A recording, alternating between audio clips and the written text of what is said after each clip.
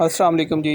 ये आपको दिखाने जा रहे हैं सैलाब की तबाहकारियाँ जी। ये कसूर का एरिया है और ये हल्दी की फ़सल है जो कि बिल्कुल अब अपने अरूज पे थी, बड़ी हो चुकी थी, लेकिन ये पानी की वजह से सारी की सारी डूब गई और ऑलमोस्ट ख़त्म हो चुकी है। ये पानी अभी भी खड़ा हुआ है, हाल तो पानी पीछे से कम हुआ है, लेकिन फसलों के अंदर पानी खुश्क होते होते किसानों को ले डूबेगा। ये सारी फसल हल्दी की तबाह हो चुकी है।